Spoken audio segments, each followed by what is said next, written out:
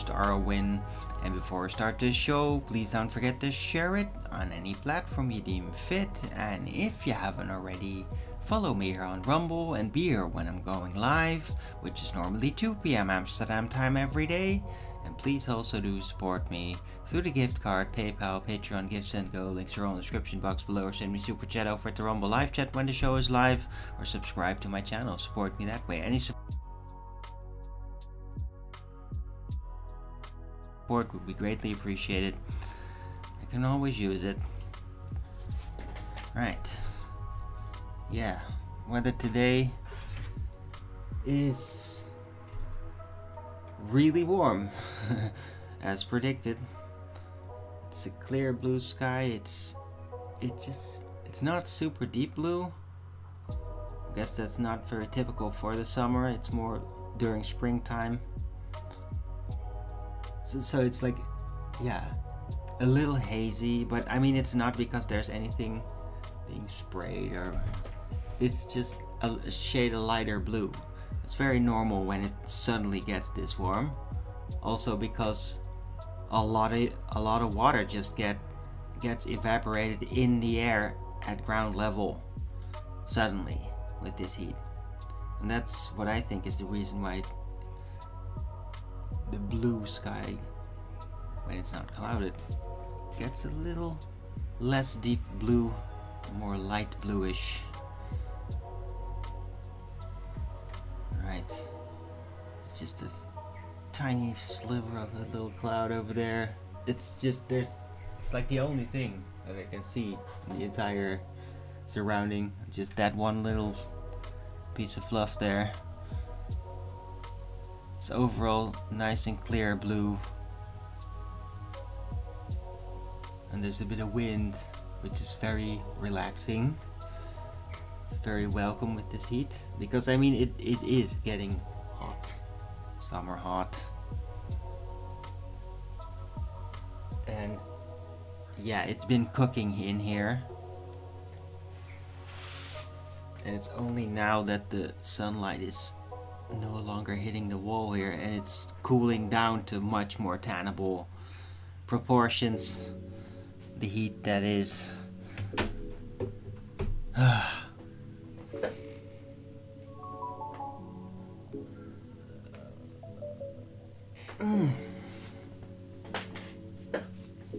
Right.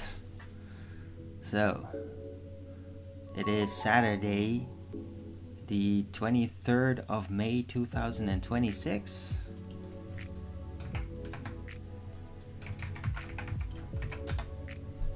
Temperature is 29 degrees Celsius. 45% humidity, 10 kilometers an hour wind, and 0% precipitation. Yeah, definitely not a rain day.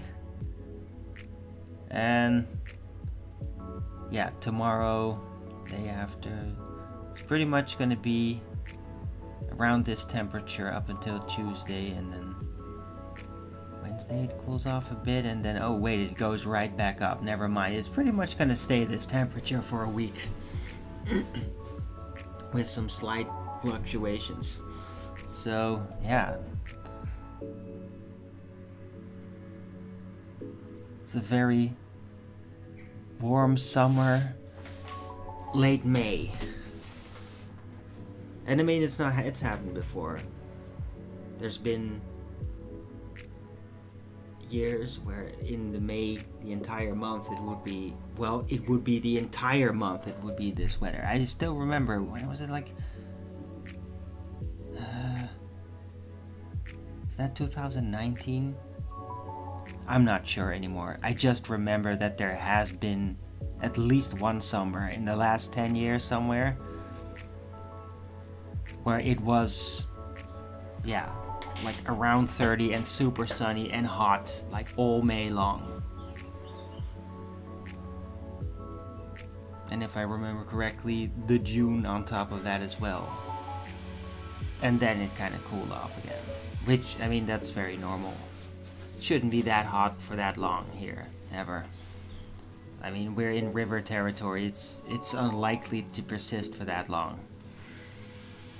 So eventually, it's gonna, yeah, yeah, the evaporated water is gonna come down again eventually.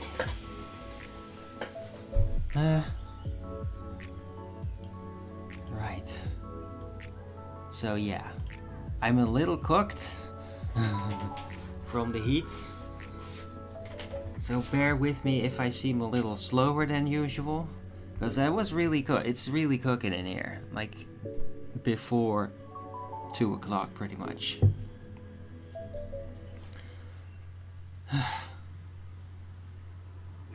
It's, yeah, to the point where I'm even like hesitating to take a sip of this coffee, because it's probably gonna make me feel hotter. But then again, if it gets too much, I can just step outside, still stay in the shadow and take some of that wind.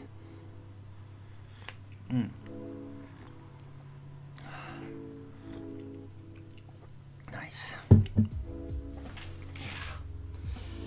I am enjoying the coffee very much. And in general, I'm enjoying the coffee. It's kind of funny because, like, even a few years ago, coffee, I would get all this negative response bodily. I would still be like very much addicted to it, like in a more physical way.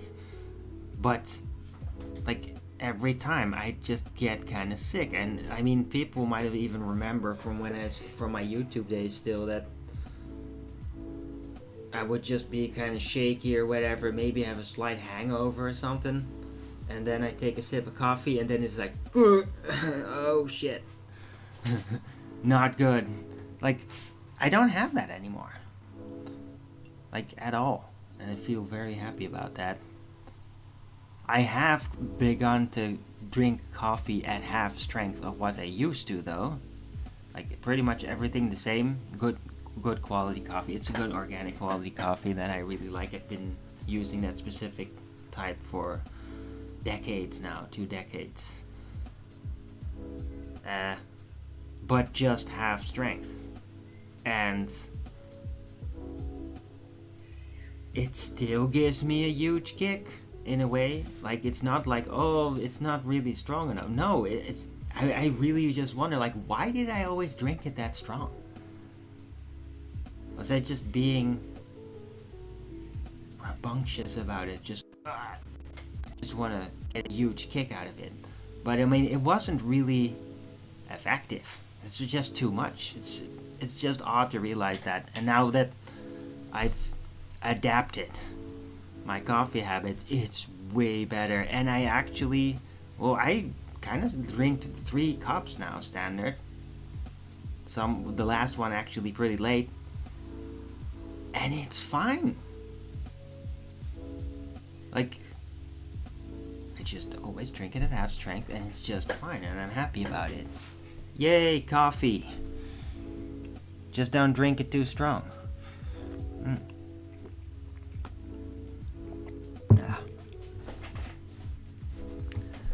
Yeah, okay, that was riveting. Yeah. Whatever comes to mind, I just talk about it. I don't even think about whether is this going to be really compelling information for people, or are they just going to click next, I don't want to see this. I don't think about it. It's just, in a way, my show is not very internet minded, as in social habits, because I'm just I can tell so many people, like, what they do on the internet, they are like almost in a business format where they're always, they are trying to like get people's response or get their interest. They are trying to like hypnotize an audience in a way and have a target group and all that, and like, oh, are they responding now, those guys? Testing, like, they just want the audience, and that then becomes the priority. And with me, it's like, I would love a good audience, I'd love it, but I always just end up kind of being like, okay, well, no, but at least it seems like nobody's watching, although I do notice the world changing, sort of almost in response to what I do. But I mean, that's just esoteric, spiritual stuff, basically, at that point. But I just always end up just like, as if I'm alone, I'm just like, almost feel like I'm on an island or something, just doing whatever, like whatever comes to mind. And I'm not thinking about whether that's going to be super compelling to the audience, although, I mean, hey, to some it might. It's just kind of random.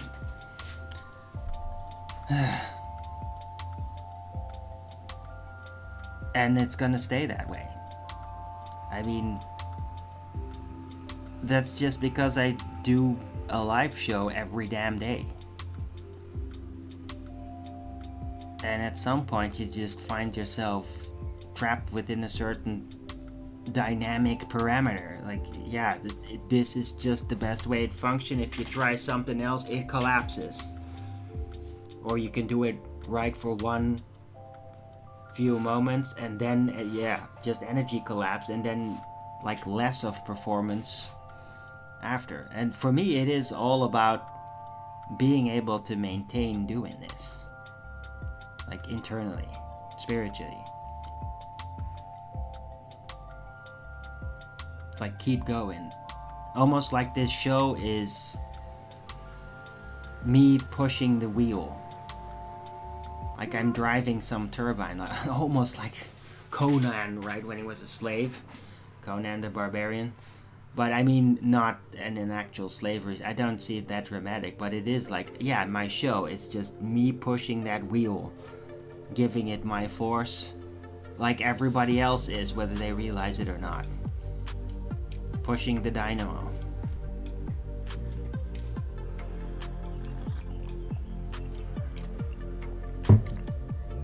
And so I just get a feel of a rhythm to that, and it's all about just making sure that it keeps rolling. Over whether it's inspiring or not. It's just because inspiring things always do just come rolling in every time. I never expect them to. And it's in a way, it's also a trick. Like a trick from God, or because it's not like I'm trying to trick you. It's not a magician's trick. It's just the way the mind works. I just know, like, if you just let it go, like, oh, I don't have a super riveting item, oh God, like, just let it go. Just let it be absolutely, like, yeah, I'm just sitting there, silence, and like, stop caring about, oh, what would happen. Stop trying to micromanage everything, basically, and just let it go.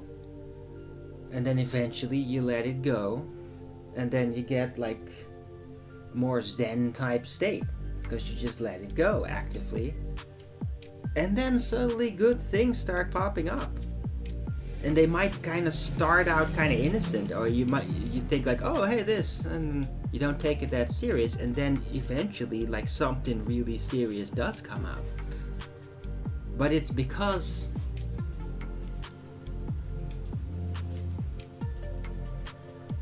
you're not trying to force a control over what's gonna happen.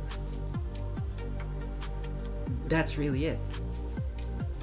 If you try to force a control over what's gonna happen, then you don't have the spiritual back doors open that God can just use to pour in a whole bunch of cool stuff.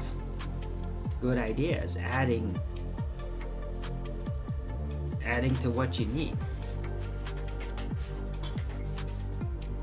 You gotta be like open and unexpecting for that to happen. I don't know, unexpecting is the closest words I can think of to try to represent. There might be a better word for it, better way to say it. Unassuming? Yeah, I think that is probably the best word for it. You'll be open and unassuming, and then in accordance to your talents available in a neutral setting, it arrives. And then, yeah, that's how the ideas come. Like, thanks God, thanks for always being there for me if I just do the right things. Right? You don't always get what you want, but you do always get what you need.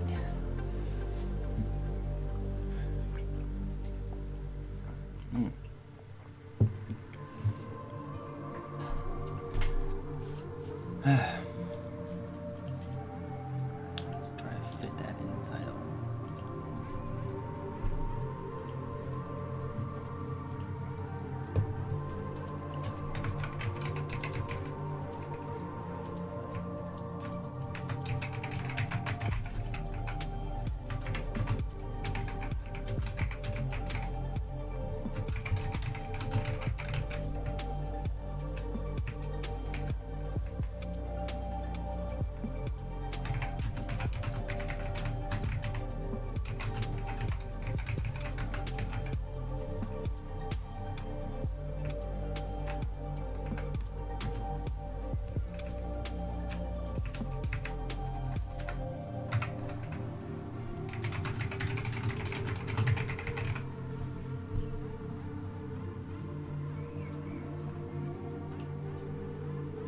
Alright, so there we got a title. Hello JD Styles, good to see you. Your street is closed off tonight. What? What does that mean? Is there a curfew or are they like digging it up? What's going on? Anyway.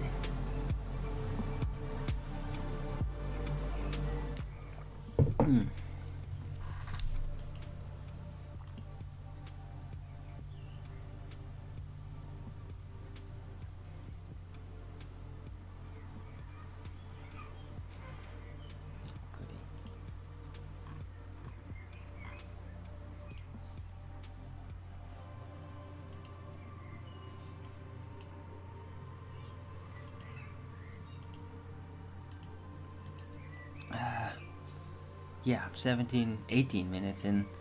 Rumble is very stable, was very quick to respond to OBS. OBS is super stable, so everything is great. I'm just a little hot.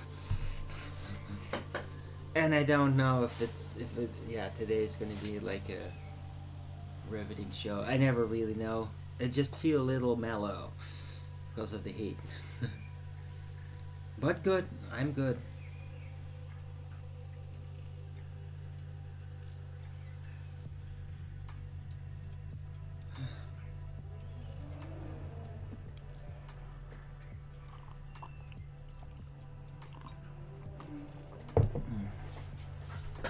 Stuff has been going on.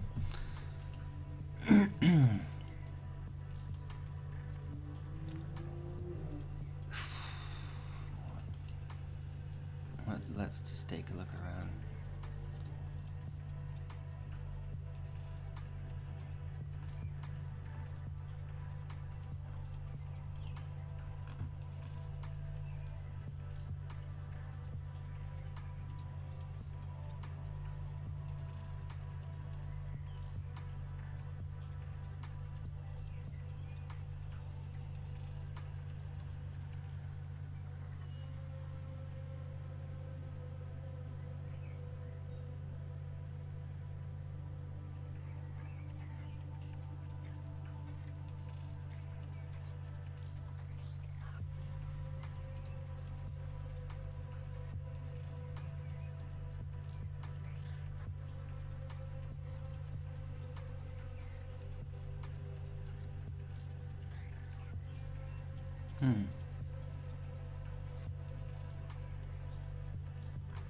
Okay, that's an article I did not expect to read.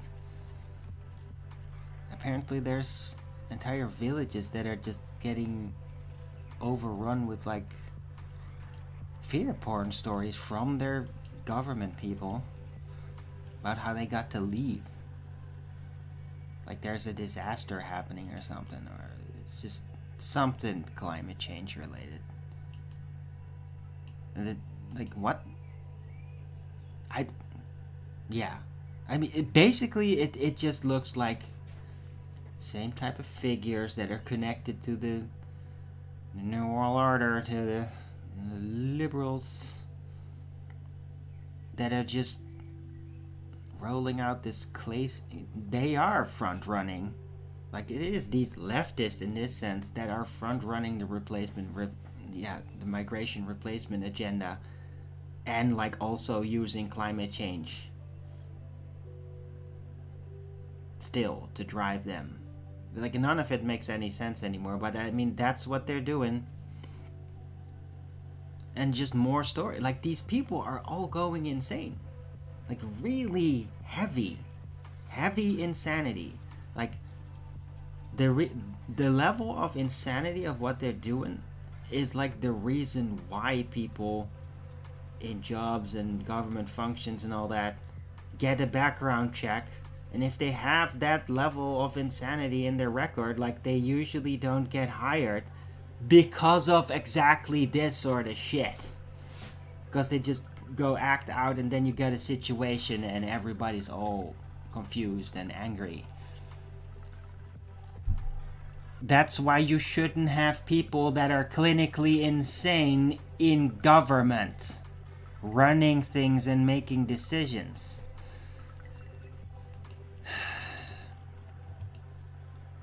Yeah, if you then redefine what insanity is and flip it all around, it's like, no, it's the insane ones that are actually the good ones that are smart. If like psychology institute goes insane, yeah, then you have a problem.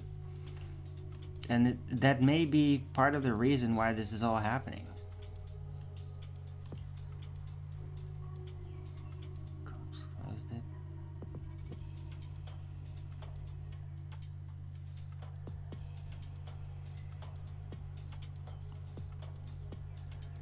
Oh, okay, fire truck battle. What?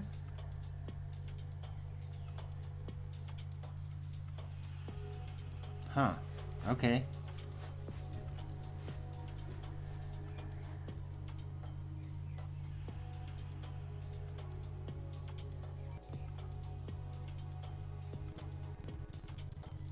I don't really understand like what you just said there exactly, but sounds like a hectic situation.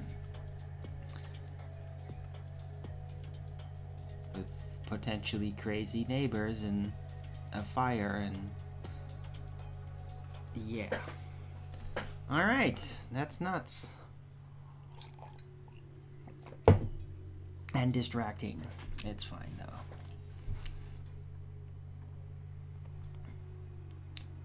But I am completely lost as to what I was actually talking about now. So, congratulations if that's what you will try to accomplish. Yeah, I was talking about crazy people in government and how there used to be a system to keep them out. And then that system got corrupted.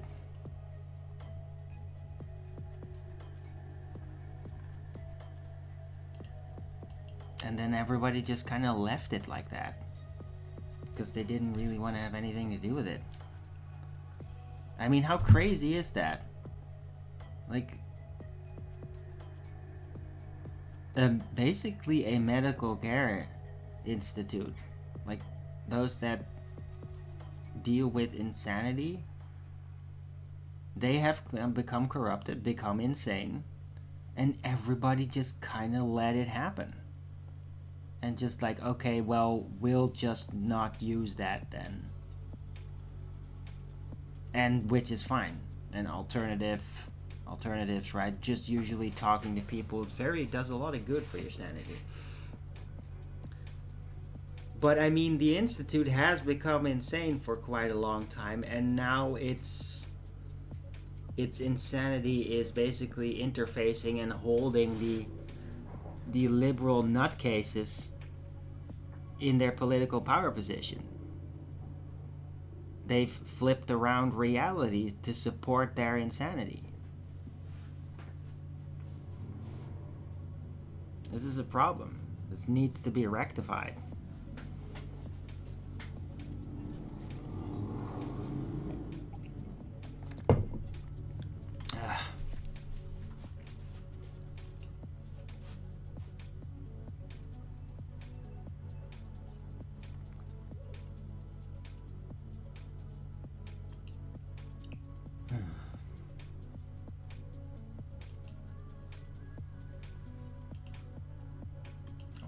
that in the title too.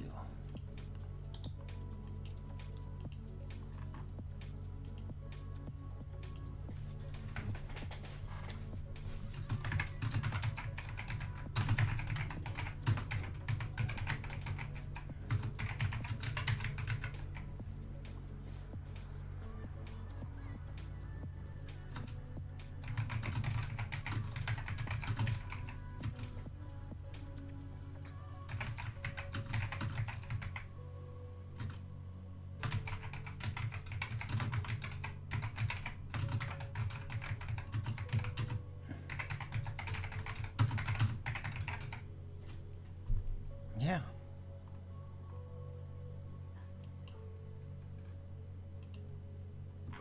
I think the title pretty much says it.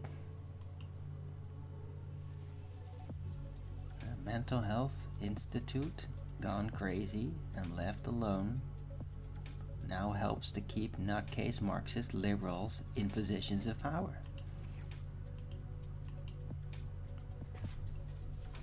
Am I right?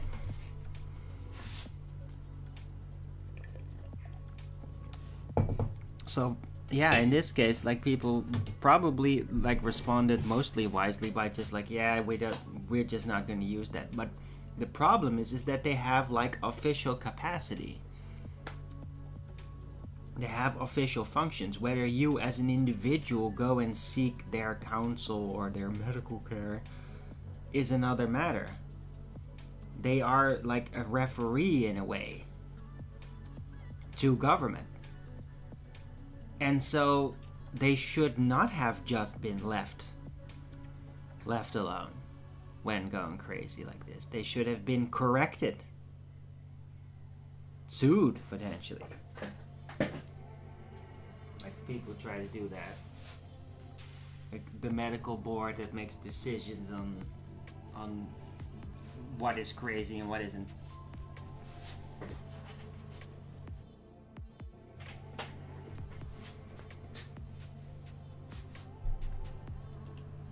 It should be rectified.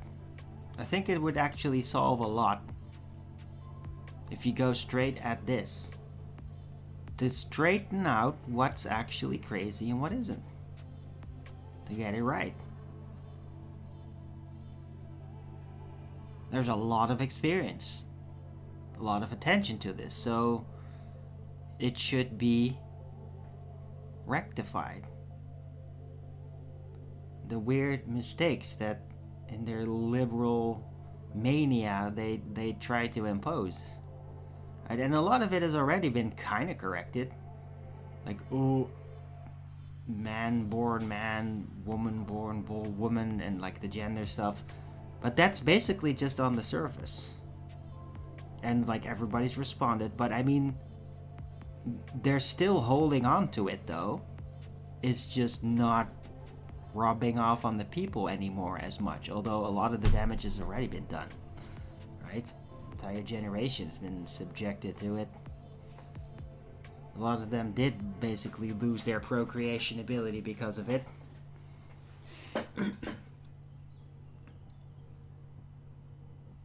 It should be rectified. Yeah. Like, mental health as an institute universally should be checked. Yeah, they should not be a bunch of guys that like have absolute power over everybody. No, they should be checked on like how legitimate they are and what they do by the public. Not even much in a political way. There should just be an ability to rectify things, or to like question the scientific validity of certain claims.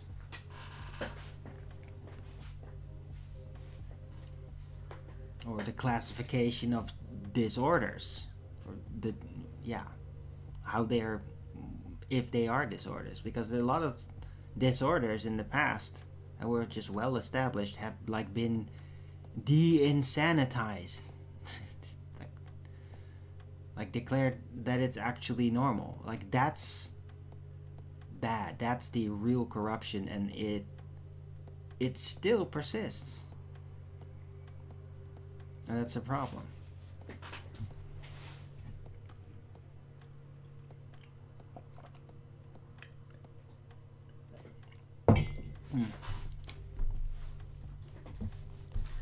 Anyway.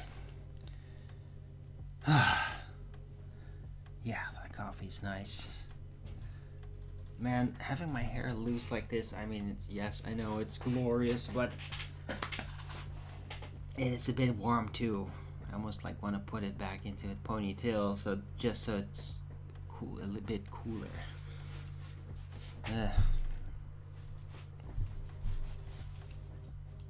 Anyway, how did I get onto this item? Sometimes I just drift from one subject to another, and then I completely fail to remember like how I even got there. Huh.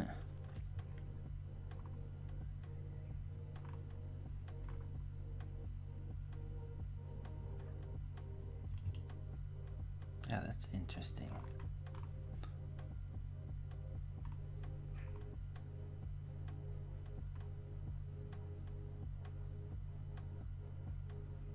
It's interesting. Yeah, apparently, like I didn't even realize this. I've heard of it before, but it's just kind of slipped away.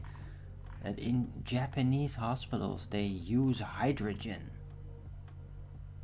as healing qualities, apparently. So, like, literally hydrogen therapy. And it works to promote faster healing.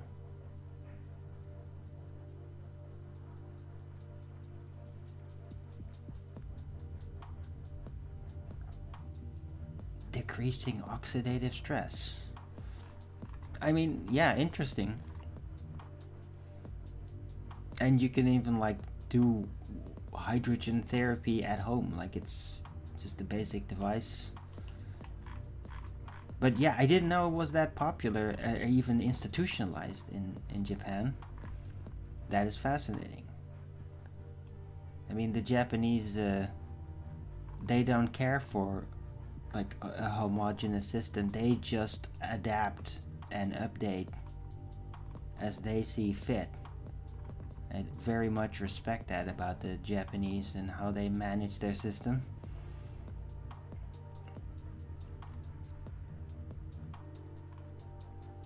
Wish we had more of that here.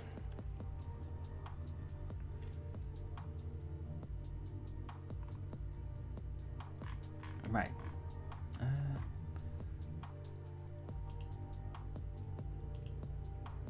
I had a couple of videos. Just two.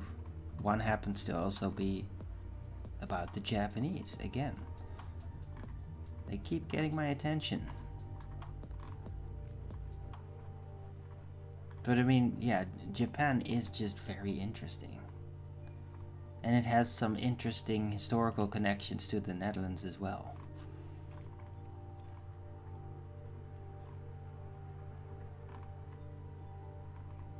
It's like the Dutch and the Japanese, when we like first had contact, it really hit off. Like we were like naturally the best of friends, even though the cultures were so different, and that's like really special. And they've like never forgotten that. I think if you like ask the average Japanese about Dutch people, they'd get they'd be like, oh yeah, they're awesome, because that's their association with it in the past.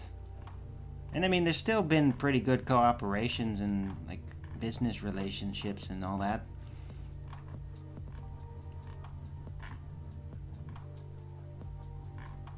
But yeah, there's some special connection between the Netherlands and Japan, and I've always felt that. Like, yeah. Anyway, here about the Japanese character. Let's play this for a moment, since I'm zoning in on this subject.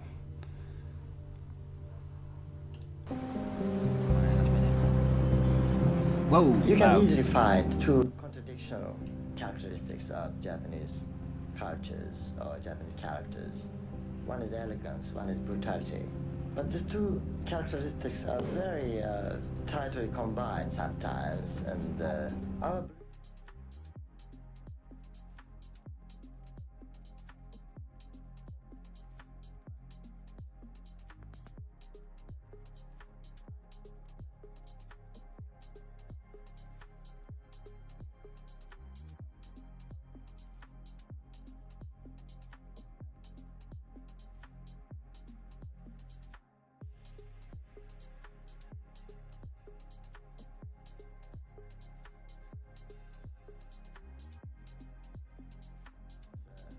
sudden explosion to make us free from it. And for instance, after the war, our brutal side was completely hidden. But I believe it is just hidden, I think. And I don't like the Japanese culture is represented only by the flower arrangement, such a sort of peace-loving culture. We still have, I think we still have a very strong warrior's mind. Uh-huh.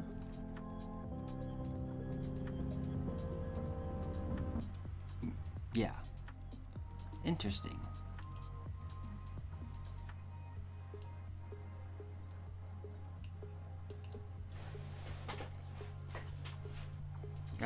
That's the kind of like introspection that I can really appreciate.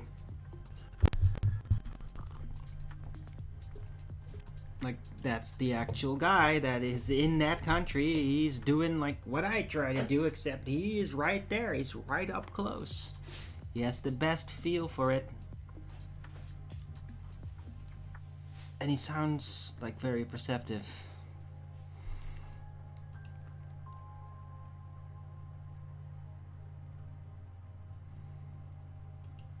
But yeah, I mean, there is like these two sides to the Japanese psychology, and I really appreciate that because I blatantly have like two very opposite type of sides myself that I deal with. So in a way, it's like I deal with a similar paradigm internally. For me, the nature of it is slightly different. Like the Japanese have much better stoic ability naturally. Like that comes just natural to them. For me, I'm much more like an Asian islander. Yeah, it's the Indonesian. I'm more like a monkey. Not trying to be racist here. It's just like, yay! Very agile, very springy. I'm blessed with a childlike joy and mind. Like, always had that. And I can get depressed and all that, but it's like yeah. When I was very young, I was like this, and everyone's like, wow, that's a really happy kid. Or sad, or whatever, but just, and then I grew older, and people were like, shouldn't you be, like, growing up more in character? But I'm not really. I've just kind of stayed that way emotionally. I don't know. I'm not ashamed of it. It does actually develop. It's just,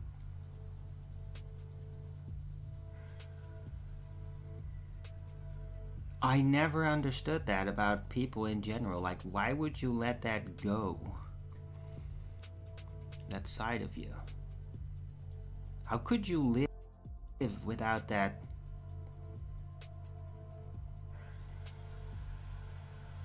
child's perspective? Like that ability to just be, well, open and unassuming. How could you let it go, the ability to be, well, closer to God? Because that is what that is. And a lot of people, like, they just get stuck in mechanisms, in earthly mechanisms, earthly thoughts. And they forget about it, or they're like, yeah, that's in the past. There's some kind of reason why they can't achieve that anymore, or they shouldn't. Well, I've always just held on to it. on the ability to be able to do that, as well as a way also to basically keep my own sanity.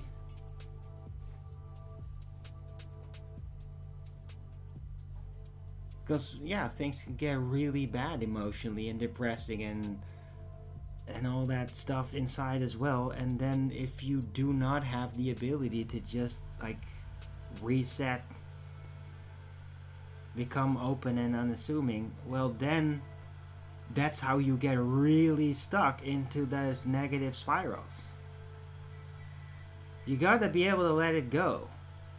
Let go of the control, but also like just let the pain happen. Let go of the control over it. Like let it flow through you. All of it. The good, the painful,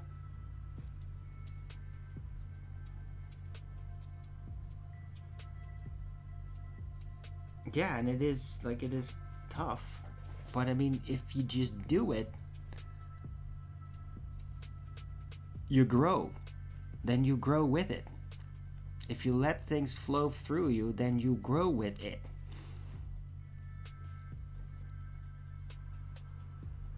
Right? You don't always have to like, or rather, if you keep bracing against everything, like, then you just hold on to the way things were and then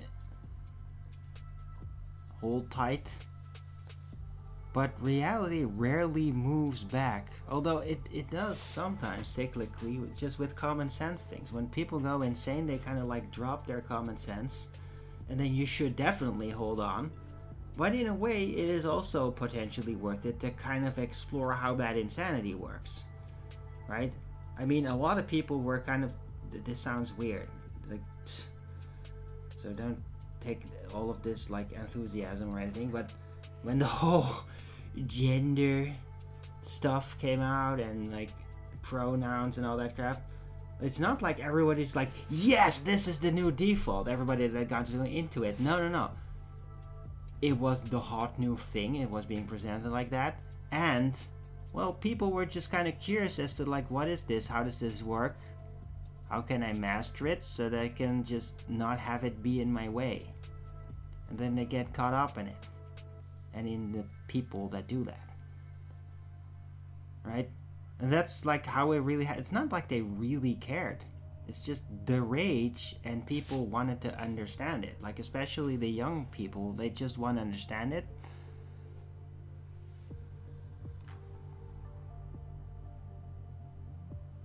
And yeah,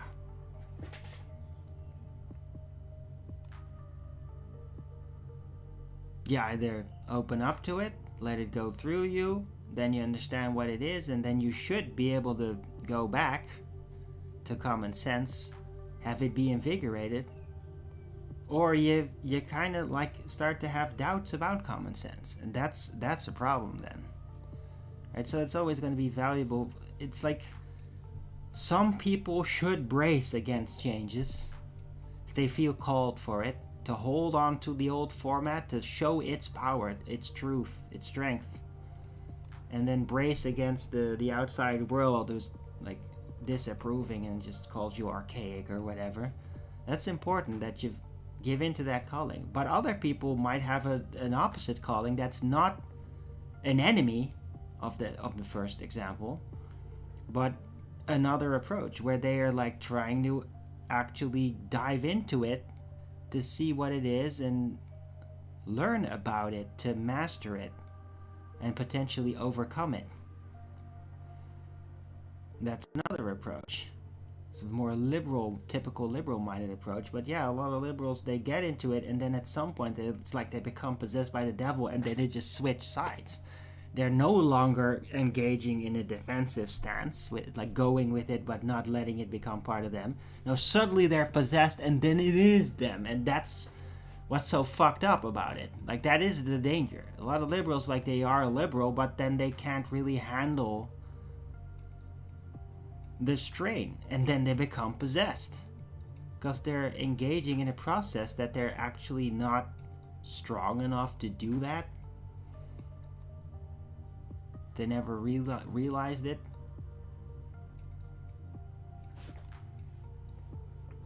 Yeah. Happens a lot. They lose it. They lose their minds. If you become too experimental, you lose grip. When you lose grip, that's when you typically become possessed at some point. Which can be like either like constant, like you're cursed and panic attacks and shit, or you're just this like out of like an emergency maneuver, just deciding to go with the enemy because that gives some kind of short-term appearance of safety and security. It's like surrender to the devil to try to avoid the damage because you're losing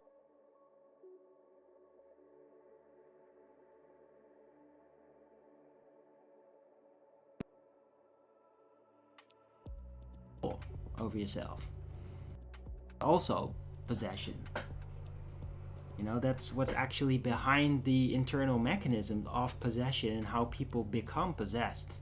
It's because they're losing control, literally. Like, they're losing control over the situation they find themselves in. And then they just surrender to the ongoing forces. Even though it's not even in their best interest. But at least it's a stable thing. Whether it's good or bad. It's the closest to them. It's like, yeah, they become possessed. And I mean, people that are possessed, one good way to tell whether somebody is possessed is that they act against their own best interest on the long run. That's a very big tell. Right? Because what sane person would do something, effectively so, right, that is not actually in their best interest? That's literally insanity. It's gonna do what it wants to do.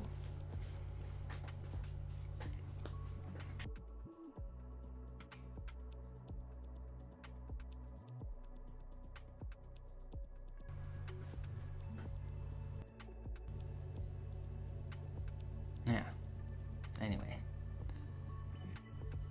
Yeah, I am fascinated by the effect of possession, and I'm studying it. Like, it's not just like, oh, they're possessed, look at this, oh, see, they're possessed, and it's like they're all the rage. It's like, oh, the devil's in them. Like, and then they people that are in it that are like getting a rudimentary grasp on this spirit mechanics, which to me is like the most common thing ever for a very long time. I'm just getting a lot more opportunity now to talk about it since my show. But everybody out there that is like getting a grasp of this and that it's real, they think that just because they see the rudimentaries that they're like all in control and that they've seen everything. It's just, no. You have not seen anything yet about it. I'm digging deeper. To me, it's not just possession. No, it's a whole chain of consciousness, making decisions on energy levels, its paradigm, how it gets to that point, and what internally mechanically happens so that somebody would surrender somehow to an external force that then takes control over them.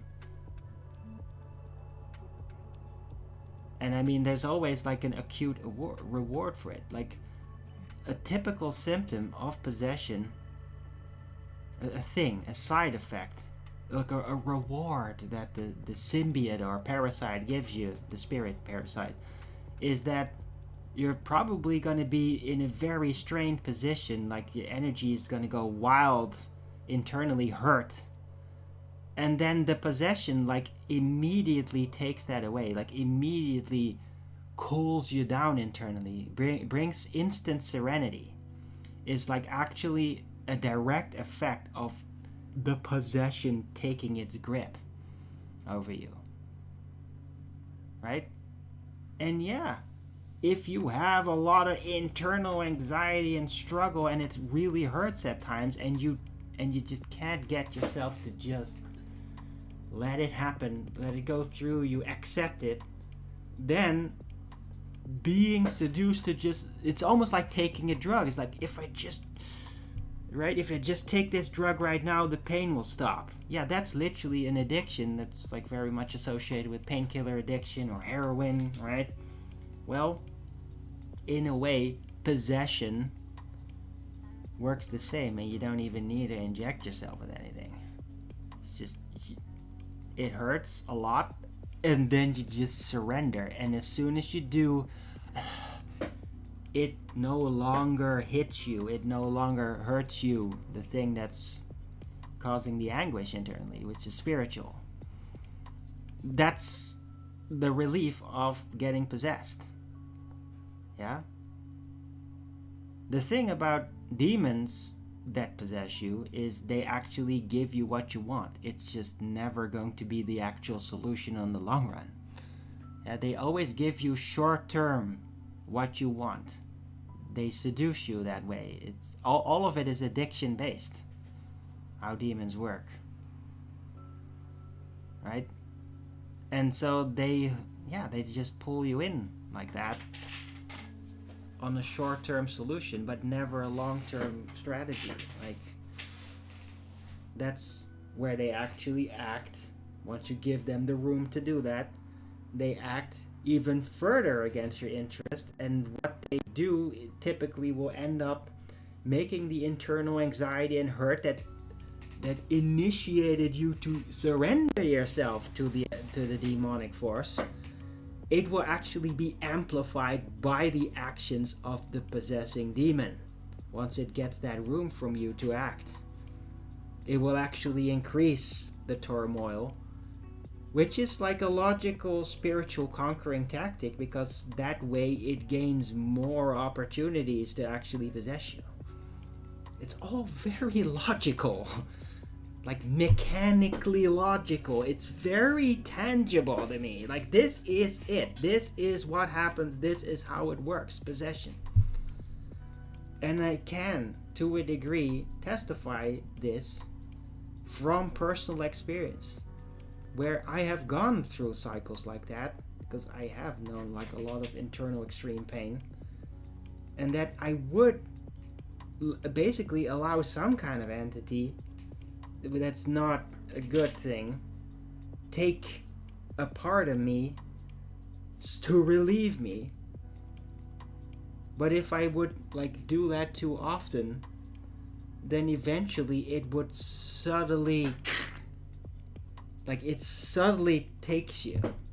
Like, it's got enough spiritual mass internally because you let it in just to relieve you, and then suddenly it has critical mass in energy in what you let in, and then it can just like subtly take control over you, and you start to like act like you're another person with other priorities, and just looking at things completely different. Like, I've personally experienced that. Never done any really serious damage, thank God. I do guard against that. I have mechanisms that even when I am possessed, I can literally prevent things from happening. Like, I can negate any form of aggressive action, even when I'm possessed, which is a real blessing. Really, really big blessing. It's like, when things go wrong, I can basically force myself to become catatonic. When I can even, physical catatonic, motoric catatonic, because I will still be able to speak, analyze. It's not like I'm gone. No, it's just I can lock it up, like the physical part. Just very happy that I got that ability. It's been extremely helpful in like spiritual studying, because it can be quite hazardous. I'm very lucky to have this natural talent to be able to compartmentalize my own consciousness, to study things even as I go through them, and have like this security system that I created for myself, so that I can prevent, like, no matter how much I want it, to do something that is physically aggressive. Because when you get possessed, you can literally, by that demonic force, like, convince you, like, yes, totally do that extreme violence right now. And I mean, they don't want to risk that. Lock it off. It's not gonna do it. It's like, ready to do it, and it's just, it's locked. You're locked. It's very similar to, by the way, dogs have that ability too, from them, on how to do it. You can literally learn spiritual mechanisms on dealing with things from animals. You can actually do that. Yeah. I mean, it's really useful. I mean, it might seem a bit awkward at times to people. It's definitely not something that's just generally done. But I do. I learned a lot from animals, spiritual things and mechanism things.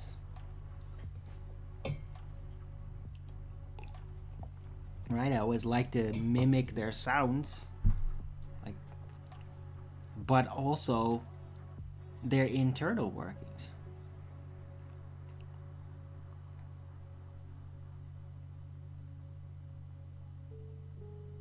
Like how they think, how it is to actually be them. And I mean, that's been also, to do that, you can just like camouflage yourself as one of them spiritually, and it works. All you have to do is, like, you approach the animal, you just get really into, like, really zone in on like what it is like for an animal of that sort to be like that, and then you just like get it. And then they feel that you zoned in on them and are basically approaching them diplomatically in a spiritual sense. And then they'll be like, hey, you actually took the effort to do that. And they'll be more trusting, more respectful. Animals do that. Like, yeah.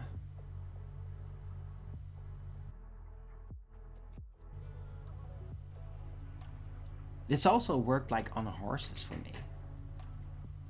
Especially horses that have like complicated characters. If you just really get into them, and then it's almost like, yeah, you just deal with them like a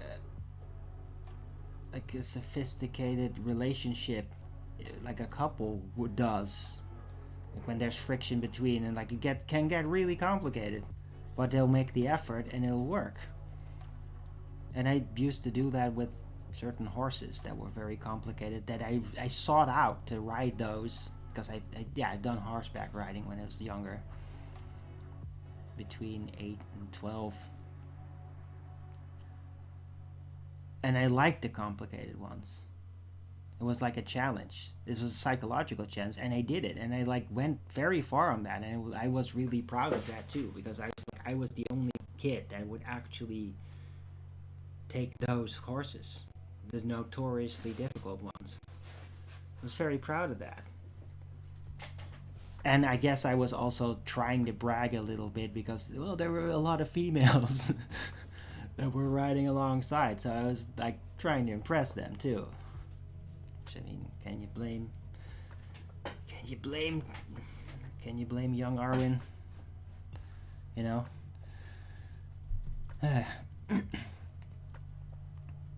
But yeah, spiritual abilities, I do it a lot. I think about it a lot. You could also just call it tunneling.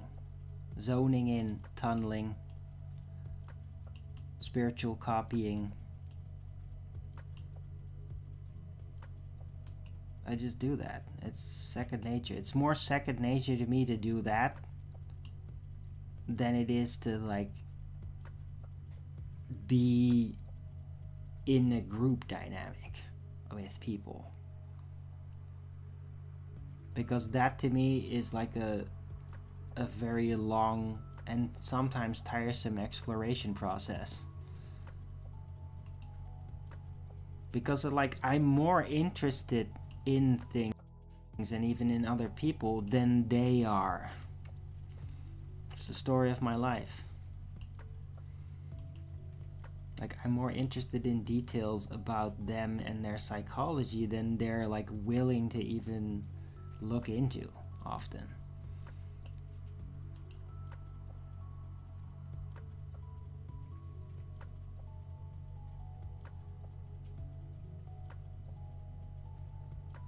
Right, and then there's a way to deal with that, because hey, a person in need will share. So I was like, oh, somebody's in a bad spot. Well, that will usually be the time when I show up and basically be exactly what they need, and then they'd open up to me, and I get to see the more intricate details and learn a lot from that. Yeah, that was my reward. Spiritual metadata, so I can update.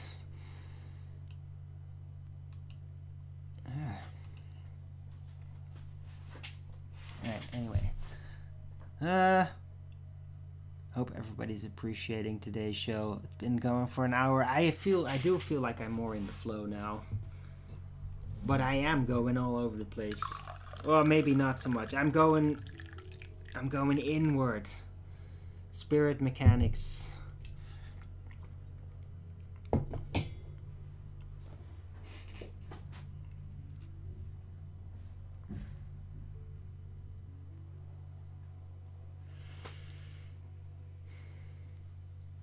And there's a situation also, like it's getting a little complicated to me. There's like two different ways, even entire cultural approaches, like when looking at Hitler. I can't get them to match. I've been trying to like find bridging puzzle pieces to really see what the whole picture. I can't get it to match. Like who this guy in its totality really was. There's like two stories and they just don't match up.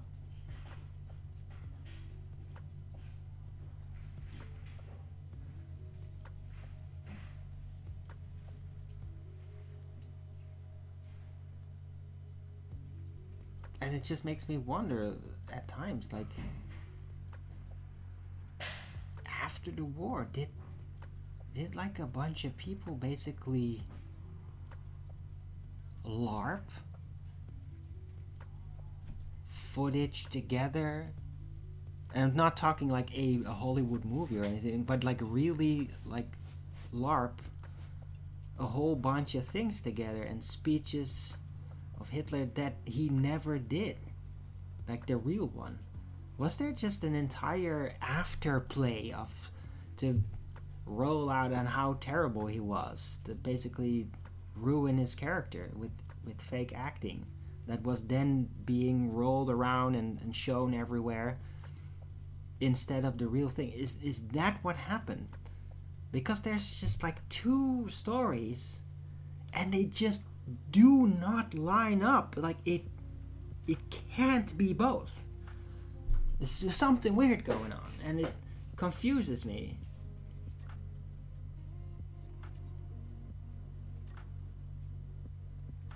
And on one side it's just like it seems too good to be true. Like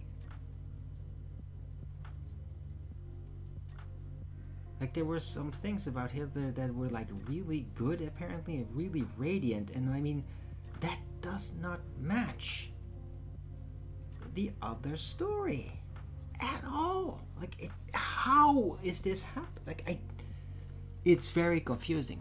I can't figure it out. Like what's going on exactly? Right? I'm not here to like, oh, I'm not one of those guys that's like Hitler was actually the ultimate hero and he was like revolutionary and he potentially was very Christian.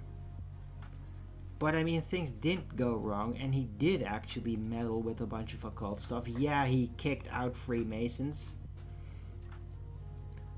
But I think he kept a couple secret.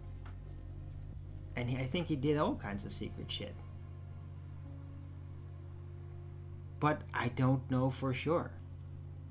I don't know like it's not like I was there or anything. And it just makes it everything so confusing. Like, did he really like leave, go to Antarctica, go to Argentina, and from there to Antarctica potentially, and leave like the lesbian double behind that eventually like died in the bunker and all that? Or just,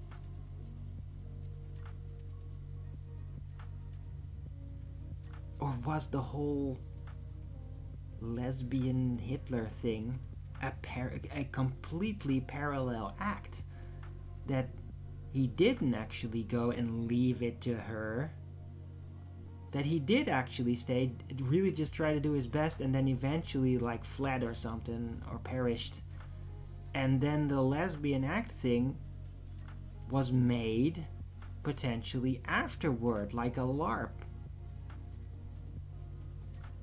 where they literally got people together to do it somehow, maybe with some Disney level photo trickery, because they could do that potentially, like what would be equivalent to early green screen type effect. I don't know, man. It's complicated.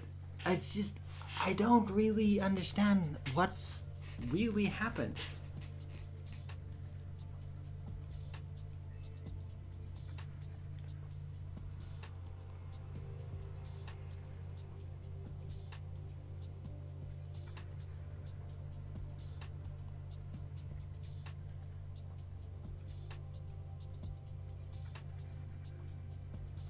It's just so strange. It seems like when it comes to Hitler, there's like two parallel realities, and they just do not line up at all. Like, the one makes the other completely impossible, yet it's there. How is this happening? Like, it's almost like a freaking Mandela effect or something, and it's like one reality dramatically changed into another, but like the remnants of the old is just, you can't get rid of all of it. It's still there. So it's almost like a Mandela effect or something. Was Hitler the first Mandela effect? Bro, that's so nutty. I'm gonna put that in the title. I'm sure everybody's gonna be really thankful for me digging that up, that idea. I'm being sarcastic.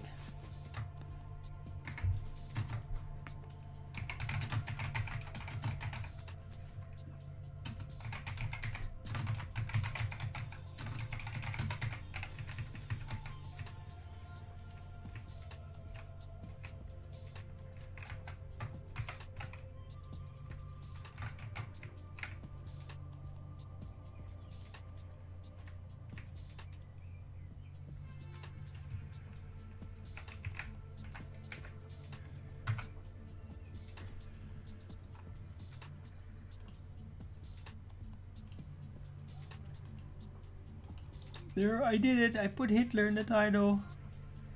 Am I gonna... Oh. It doesn't fit. Damn it. Am I gonna get a lot of clicks now?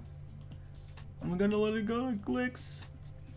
Hey, you gonna put me on your controlled opposition to be sponsored list now, Jews? I mean, I hate that they do this.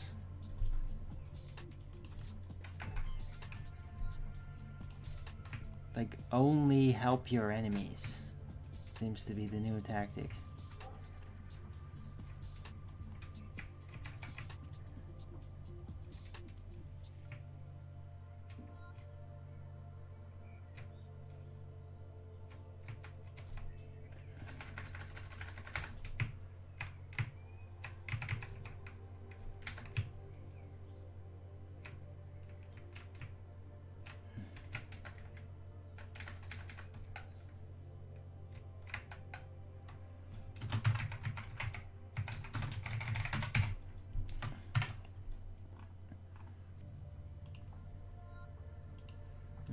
To shorten it up a bit. Yeah. Flat Earth Early Bird 2641. Streaming mindset. How to get great ideas.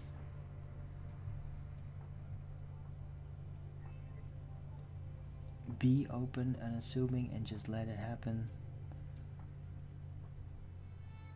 I need to take the comma out there.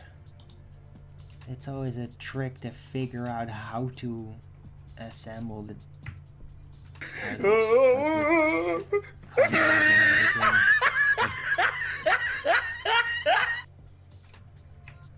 like how to actually separate the subjects in a way that it's clear to the reader that they are separate subjects.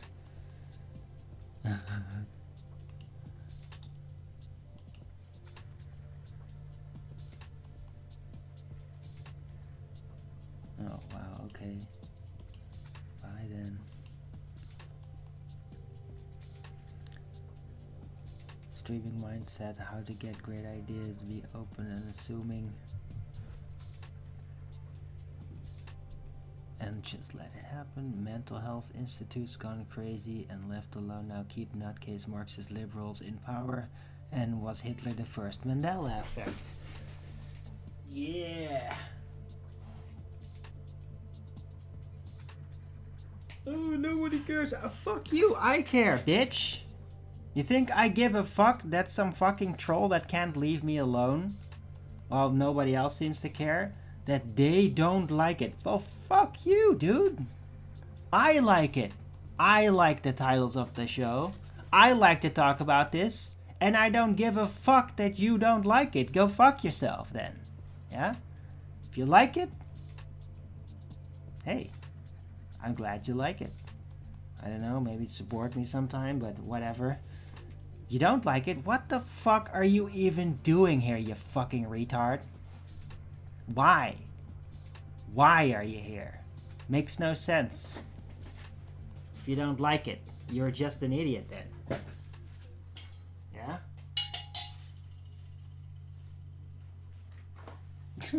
Sorry.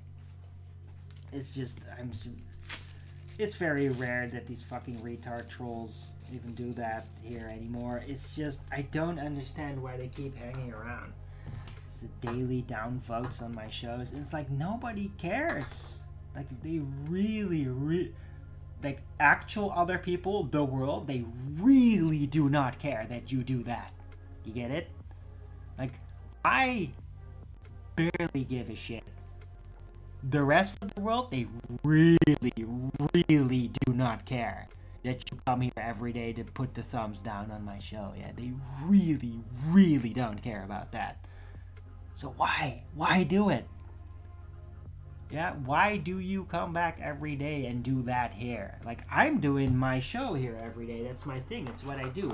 Why do you come back here every day? And it's like an act of a pinnacle of futility. Downvote my show. Why? What the fuck is even the point? Like, it doesn't irritate me. It's not stopping me.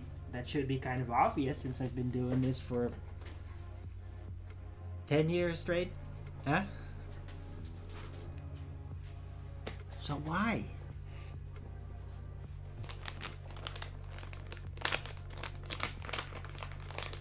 You think that maybe one day I'll just usher in a sudden magical transformation and you'll be better?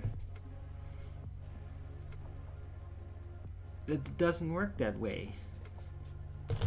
Yeah, you don't just subtly flip around in character. If you're a nasty figure and you know it, you're not just gonna suddenly flip around if you just expose yourself to me over time. It doesn't work that way. Yeah? Change requires decision. Internal decision. You have to be a better person. You have to decide that for yourself. You have to take the effort. Yeah? You have to mitigate. You have to mitigate to get rid of bad habits and replace them with better habits.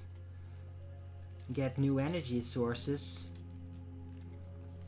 And then deal with the corruption of, or with the seduction of gaining more personal power, because that comes with seductions too. All power comes with seduction.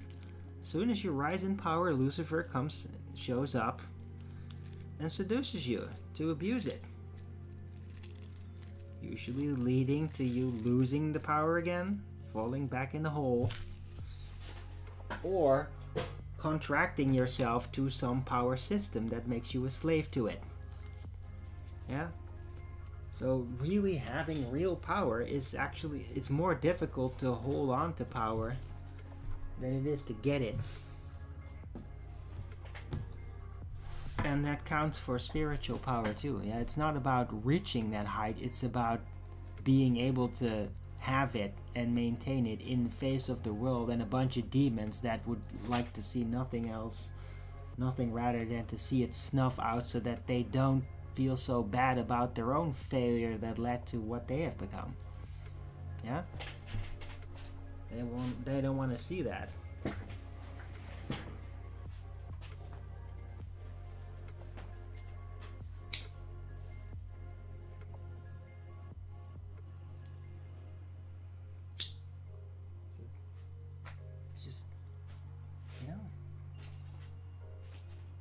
Just relax. Yeah. Just be open and unassuming and just let it happen. It's so simple.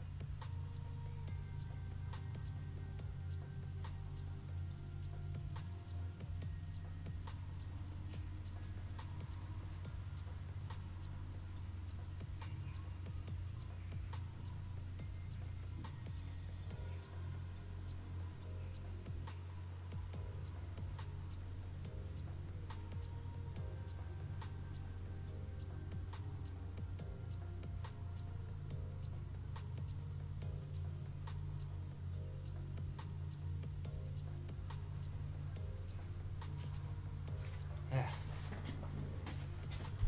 Right. Anyway, hope everybody's having a great Saturday today. Some nice sunny skies out there. Oh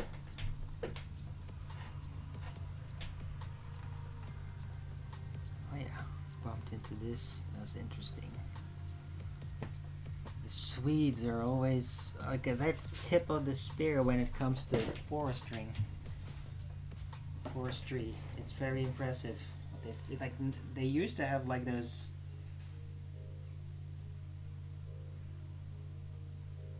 walkers that would be able to cut trees and strip them and put it down. And then, well, now they have literally flying drones that just cut a tree and then fly it off. Like, whoa. They've updated. State-of-the-art forestry in Sweden. Just show that. Here you go. 41 seconds. It's pretty noisy now. But I mean, minimum damage to the ground. You don't even have to physically travel it.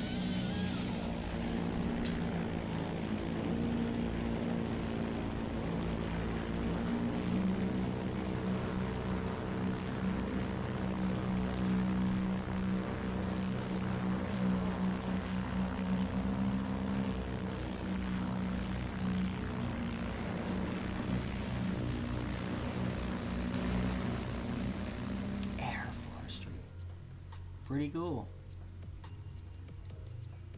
All right.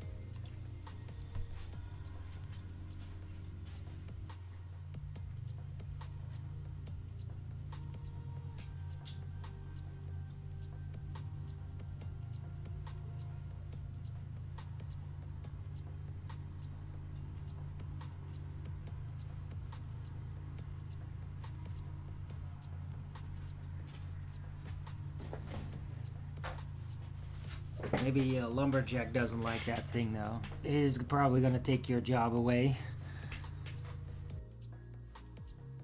These things in the future. But I mean, it's so freaking efficient, man.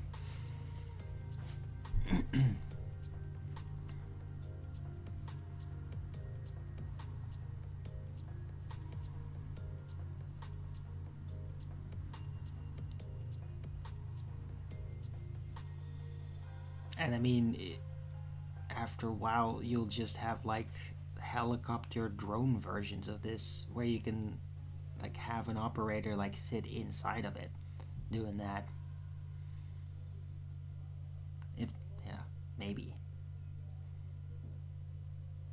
Or maybe they'll just keep it remote operated. I'm not sure. But yeah, the industry, forestry industry is updating itself in Sweden. They're always like new with these developments, so it was funny to see, interesting to see, like whoa. And in the West we all think like, oh, we're so advanced, and then they show us like some new thing and it's like, whoa, always ahead of everybody with that specific thing.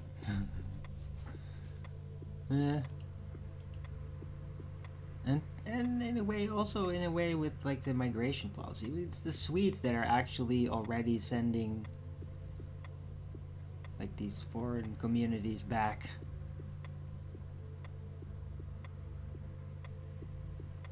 So yeah, hopefully the rest of Europe will follow with that. But they've already been doing that. It's great.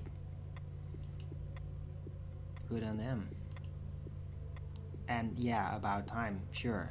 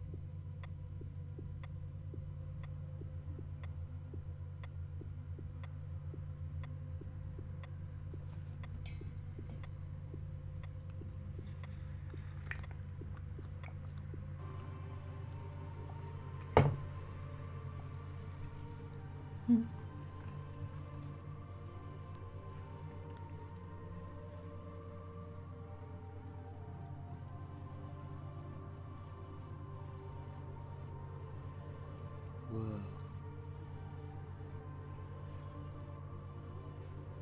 Cool.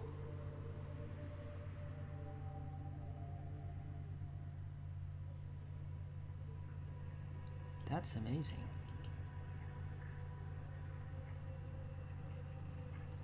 An ornithopter. Like somebody made one. This looks exactly like well, like in Dune. I'm gonna post that. It's interesting to bump into that even during the live show. It's usually good videos don't pop up. But I mean, this is pretty cool. So let's check this out. Don't know what the sound on it is, but well, here. Oh, it is loud.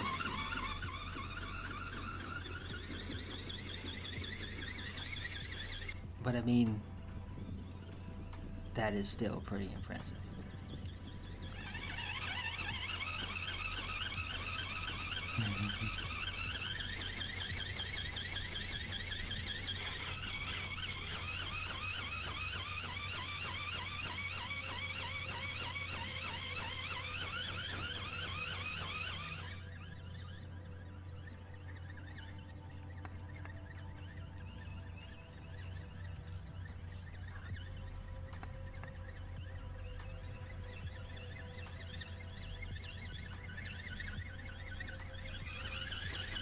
Cool.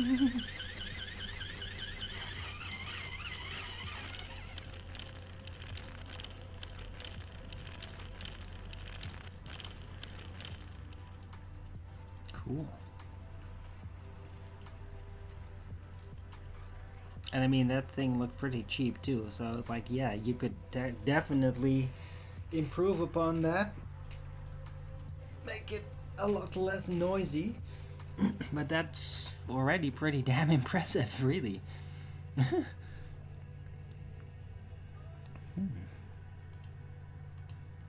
Cool.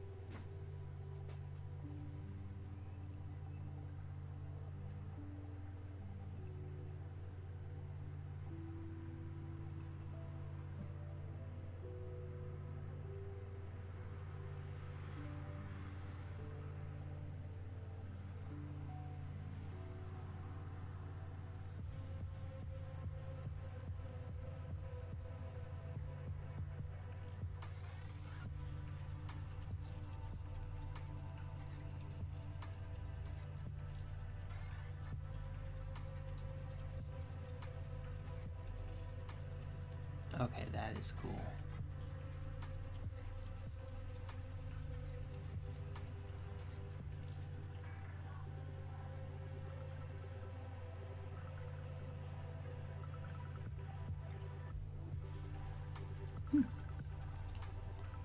Yeah, I'm gonna post this one. Something bumping at an unexpected hour.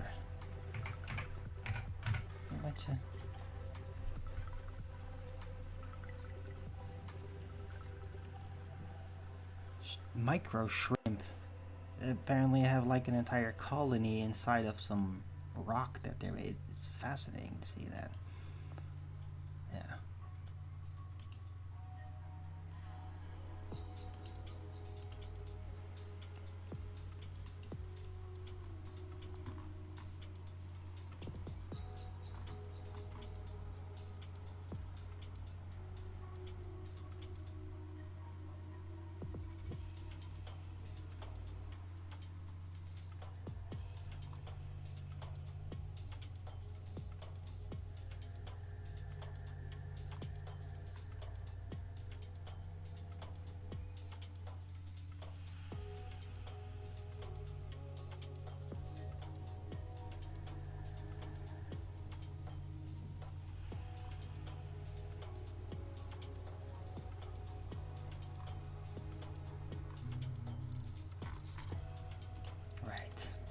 So yeah, I'm gonna take a 2-minute break and I'll be right back.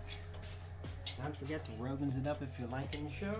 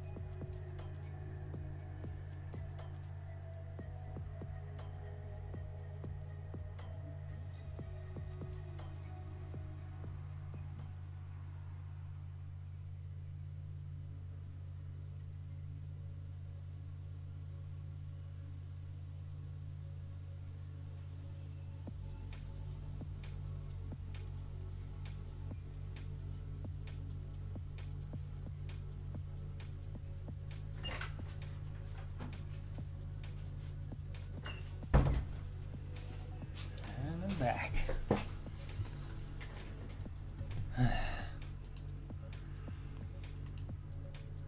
Right. Yeah, I think it's been a pretty good show. I don't know why the trolls suddenly start popping up. They rarely even do that anymore. I don't know why. I don't know, really care. I'm having a great day. I'm having a blast. I think the show has been pretty good. The weather's looking great. I'm pretty happy. Ugh.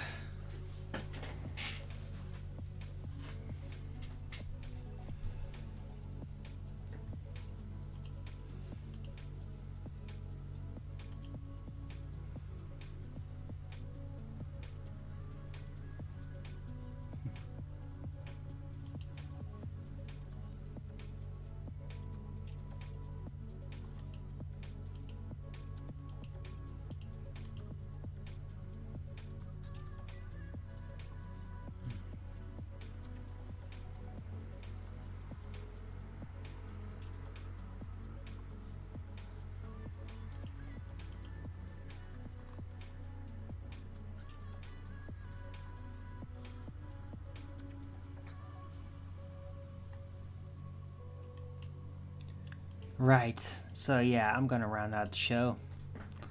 Thanks everyone for coming. Hope you liked this show. If you did, then please don't forget to Rogan's it up. And if you haven't already, follow me here on Rumble and be here when I'm going live, which is normally 2 p.m. Amsterdam time every day. And please also do support me through the gift card, PayPal, Patreon, gifts and go. Make sure description box below or send me super chat over at the Rumble live chat when the show is live. Or subscribe to my channel, support me that way. Any support would be greatly appreciated. I can really use it. Right, I'll be back tomorrow with Flat Earth Early Bird number 2642 on a Sunday. Hope to see you all then. Everybody have a great rest of the Saturday and have a great weekend. Make sure to stay hydrated if it's as warm as it is over here where you're at. And yeah, until the next video.